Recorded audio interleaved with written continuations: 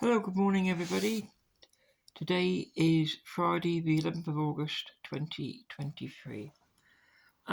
This video is, as you can see on the screen, another video in my series I'm making on Sanctuary Housing, my landlord in Dawlish in Devon. And this video concerns a follow-on from one of my previous videos on Sanctuary. And this is concerning the heating, or lack of heating. If you haven't seen the other video on my Metman Mornge channel, that's METMANMORNGE.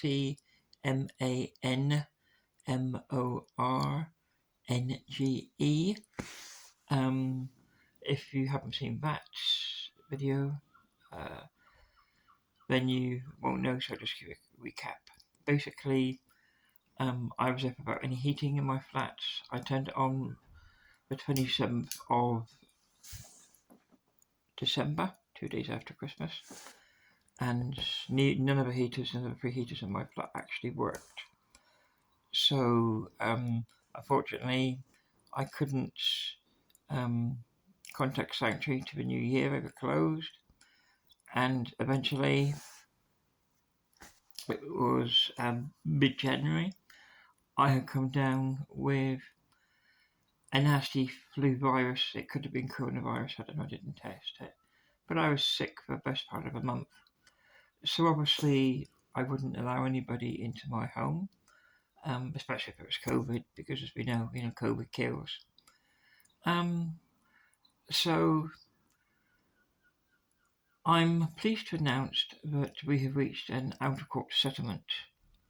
So I've been paid a substantial sum of money. So the case has now been resolved, the case for the heaters. But there's just a few things I want to point out to people. This is, I'm going to put up on my screen now, a copy of my claim.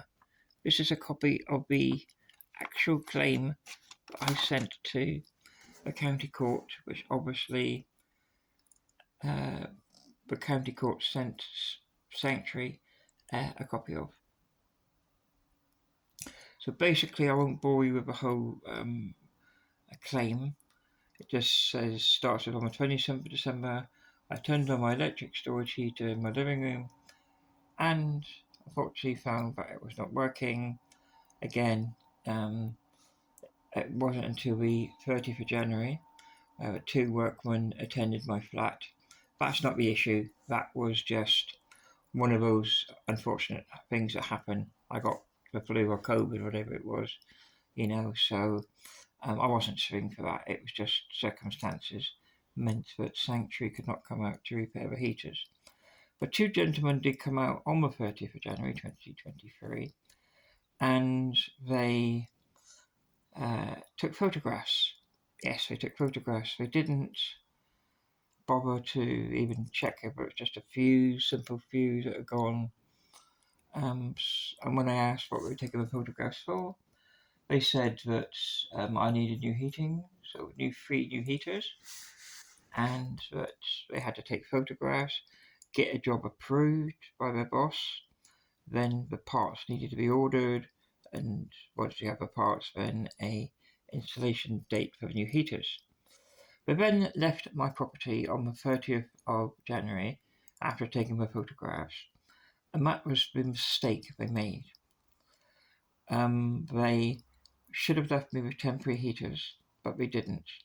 And it wasn't until a week later, the 6th of February, that I actually had 2 electric fan heaters given to me. So I want to bring you to the bottom of my statement here. This is the county court statement. So we like the third from the bottom paragraph. The law is very clear on the landlord's responsibility when making a property available to rent. Under the Landlord and Tenants Act 1985, Section 11-2 states that the landlord must keep in repair and proper working order for installations for water, gas and electricity, plus basins, sinks, baths and toilets. This includes water tanks, pipes, gas pipes, boilers, and then electrical wiring, radiators, and any other installation to space heating and water heating. So you see the radiators, so my central heating are hooked up. But this is the important bit. The very last paragraph here. It is my belief that Sanctuary had broken the law under the Landlord and Tenants Act 1985 by leaving me with no heating whatsoever from the period the 30th of January, so that's the 30th of January, that's when those two workmen came and took the photos, 2023, until the 6th of February 2023. So we're talking, 8 days? Sanctuary have also broken the terms of my tenancy agreement. Obviously, they've got to keep in good state repair. If it's broken, it's not in any state of repair. So, providing me with heating between the 30th of January and the 6th of February 2023. I'm therefore seeking damages against Sanctuary in the sum of £10,000. So that's pretty clear and pretty straightforward. I'm sure, even a 4-year-old could understand that. My legal action is not the fact that I was without heating throughout, from the 27th of December to the 30th of January. That is not my legal claim.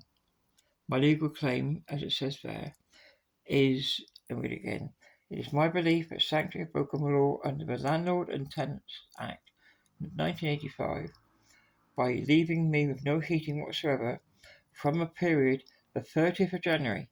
That's when the two workmen came and took photos of my heaters before disappearing, until 6th of February 2023. So that was the only period, an 8-day period, that I was actually suing my landlord for. Now, interestingly, yesterday, those of you who are aware of court procedure, I received a director's questionnaire from a court. I know it's been ages, I also received a copy of the defence from the legal representative at Sanctuary. And this is absolutely bonkers. And I just don't get it. And I'll just put this up here now so you can see this. So this is the defence from Sanctuary. On the 9th of February 2023, the claimant requested refunds by temporary heaters. So it's got about refunds, despite this, provided by bank details on the 2nd of March. That's all irrelevant. That's nothing to do with what I'm suing for. But what we do say here is, on the 2nd of March, we contacted the claimant by her telephone. However, she did not pick up the call.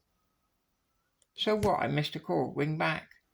Leave a text message. I'll leave a voicemail. A further email was sent out to the claimant to advise that we were processing the £200 payment as a cheque payment, which will be processed after the 21st of March 2023. The email advised that a Homemaker Southwest referral was being made so that the claimant may have access to additional financial aid. On the 6th of April 2023, the claimant confirmed that she had received a £200 cheque and a £100 payment for the heater. That was a crappy heater I bought off Amazon, which was useless, which they did refund me too, by £100. So here then it goes on to lack of access. On the 13th of January, we contacted the claimant regarding her heating. However, she advised that she had a flu and did not want a visitor for 2 weeks. That's common sense, isn't it? I never tested. It could have been COVID. I don't know. I just knew I felt crap for the best part of a month. So that would be very irresponsible of me, um, being very ill, and I was very ill. Um, for that period of time, it would be very irresponsible to allow workmen, sanctuary workmen, strangers into my flat with me having COVID slash the flu, whatever it was. So that's very irresponsible. So that's the reason why. Then it says here they contacted me on the 16th, which we did. And that was a housing officer. She contacted me on the 16th of January. And what she said on her call was that she herself kindly made an appointment for me for 30th of January. And any repairs should be paused until then. That's correct. That is correct. And in fairness, the housing officer, Emma, she did tell me that if I was better before the 30th, I could ring up and they may be able to bring that appointment forward. So fair play to Sanctuary for that. So then the rest of it, defence is sort of irrelevant. So I'm going to turn over the page. Just bear with me. And this is what I don't get. Conclusion.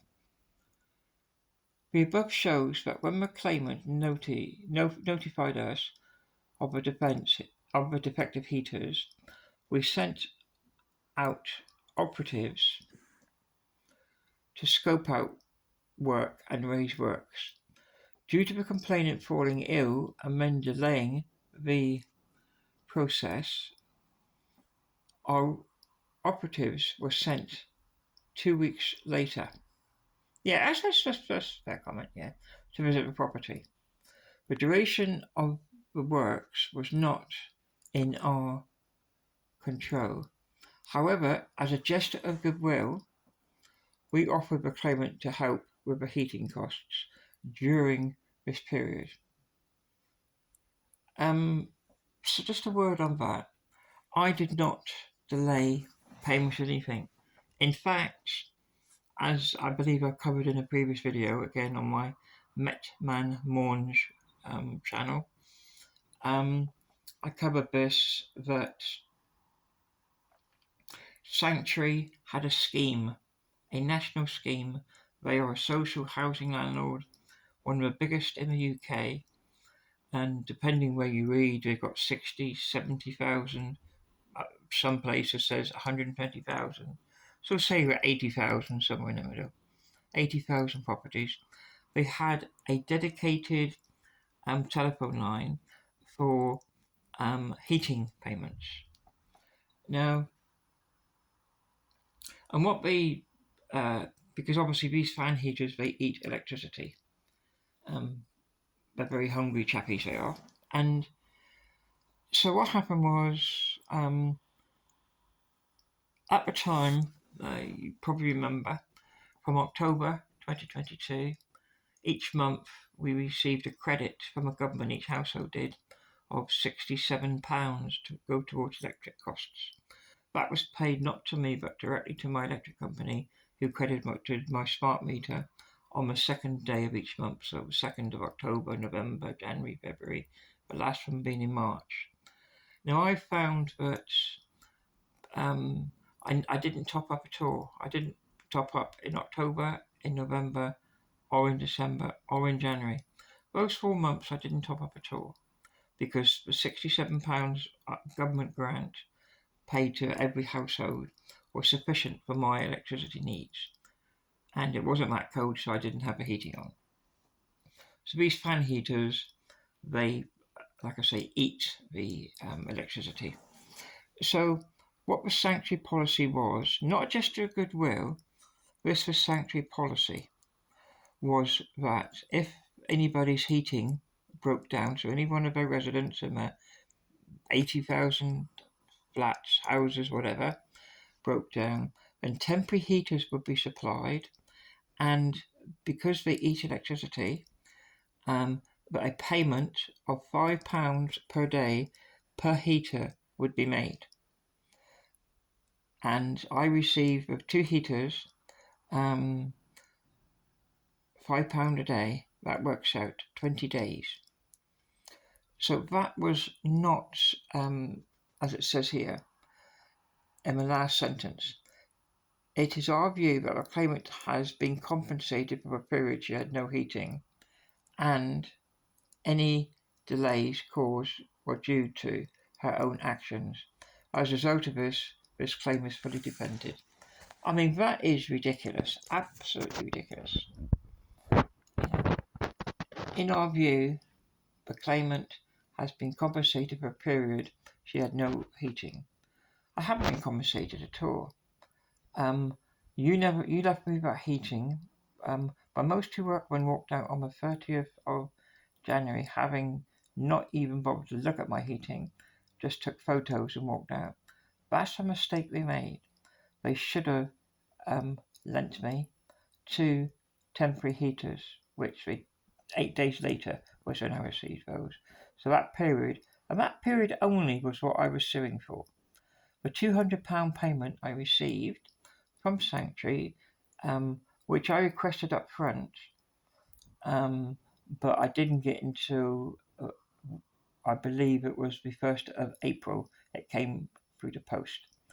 When I needed that money, because I have a prepayment meter, and what's the point? I need electricity in the first week of February. I've got to pay for that in advance on my smart meter, and yet they're paying me in April, and it's not compensation. It's as per their policy to provide for heaters that are broken in freezing cold weather, to provide temporary heating, and to pay £5 per heater per day. That's their policy. That's not compensation, anything of the sort. So I'm glad we settled. We settled for. I'm very happy with the settlement we agreed, and I think that Sanctuary realised we didn't have any choice. They broke the law, and it just goes to show that, and the point of making these videos is, but if you believe you're right, if you fight your cause, never give up, then you will prevail. But the law does prevail, because Sanctuary Housing, like many organisations, think they're above the law. They think they can do whatever they want when they want. What's written in the tenancy agreement doesn't apply to them if they wish to break it. Other videos I've made again on my Morn's channel about Sanctuary, you can see I have 2 further court claims which have been filed at the county court, which will be dealt with in due course. But it just goes to show how what's going on here, I don't know. This is signed, I won't mention her name, but this is signed by a fully qualified solicitor, this was. And to, get the facts completely so wrong, the dates, the times, and extra, saying that due to the claimant falling of us delaying the process. So, yeah, it's my fault, my fault, because I was ill. And yet, as I say, I'm not claiming for that. I never claimed for that period. My claim was, and I'll show you again, there's the bottom sentence. It is my belief that Sanctuary have broken the law under the Landlord and Tenancy Act 1985 by leaving me without no heating whatsoever from the period the 30th of January. Remember, my heating went down on the 27th of December. So I went through virtually the whole month of January, the last few days of December 2022, without any heating. I wasn't suing for that. There's the dates from a period of 30th of January. So when those 2 workmen walked out of my property after taking photos, they should have left me with temporary heaters. They didn't. So therefore, they broke the law. And why a solicitor would, bring up stuff what happened before, irrelevant stuff, as a defence, I find I just don't understand it, how a legal professional could write a defence which would have been laughed out of court, I'm sure, because it was totally irrelevant. And the fact, again, as it says there quite clearly, I was suing just for those 8 days, the 30th of January, when those workmen walked out the door, having not even looked at my heaters. They should have left me 2 temporary heaters. They didn't. They broke the law. So therefore, that's what I'm suing for until I received those 2 fan heaters on the 6th of February 2023. So thank you very much for watching this video again, and please feel free to leave any comments in the comments section down below. I will obviously now this will be the last video I'm making in this series, because the check payments of the bank transfer went through my bank yesterday, so I received in full the compensation as agreed, and I'm very happy that this has been solved. And now we move on to the other claims I have against the landlord, Sanctuary Housing, and against the Nationwide Building Society. I thank you very much for watching this video.